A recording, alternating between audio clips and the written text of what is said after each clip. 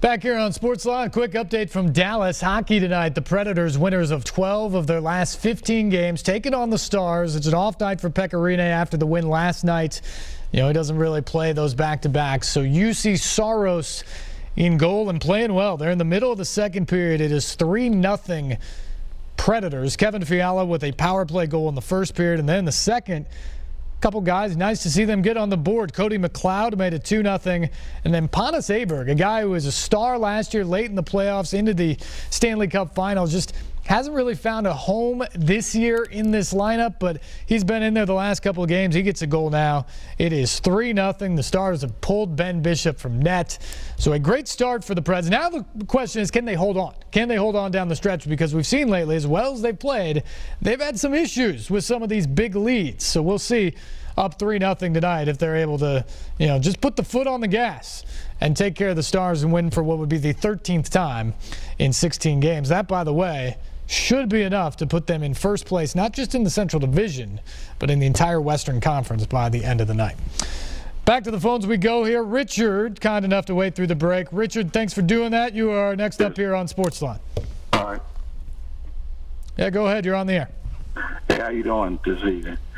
I just want to say something about the game, because I know the Titans had a problem in closing. Now, Sunday, they closed the game on that 75-yard run. That's how you close a game. Sure.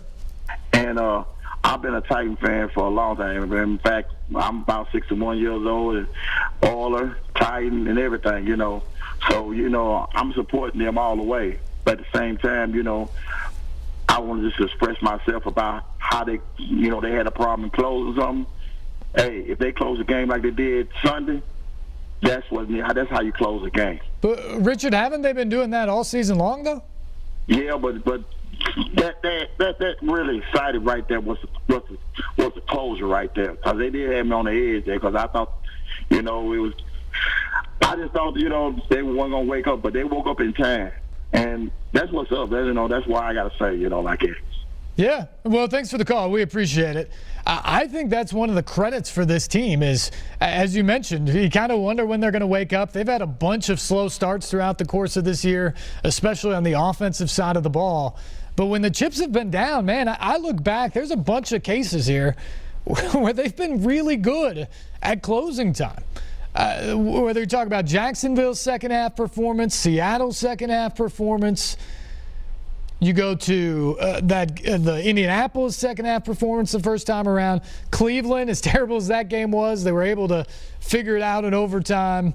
Baltimore down the stretch, Cincinnati down the stretch, Indianapolis a week ago with the big touchdown drive late, and then obviously the interception and the touchdown to put it away on Sunday. To me, that may be the area where the Titans have been the absolute best this year, is the idea that they have overcome slow starts, overcome maybe lackluster play, and figured out how to put these games away. And that's why they're at 8-4 right now. Let's go to Phil. Phil, good evening. You're next up here on Sportsline. Yeah, I just wondering, what's your thought about what Cincinnati needs to do to have a winning season from here on out? You're talking Bengals? Yes, I am. Well, I think offensively they've got to play better than they have. Andy Dalton has not had one of his better seasons, and frankly, A.J. Green is not the same A.J. Green that we've seen for a long, long time there. But here's kind of the bottom line when it comes to Cincinnati for me, is they just shoot themselves in the foot so much. The penalties last night against Pittsburgh, a lot of the things they do, turning over the football, that's just not winning football. And I think in that division especially, where teams are going to match up with their physicality just fine, Baltimore's done it, Pittsburgh will do it night in and night out, I just don't see Cincinnati turning it around this year. And I think this may be the end of the road for Marvin Lewis because of that. But I think the Ravens look like a team that's headed to the playoffs as a wild card. The Steelers look like a team that's either going to be the 1 or the 2 seed in the AFC. And both of those teams, they just match up better right now. They're just better at Cincinnati's own game, and they're more disciplined at the same time. All right, let's say hello to James. James, how are you? Hey. Yeah, you're on the air. Okay, yeah.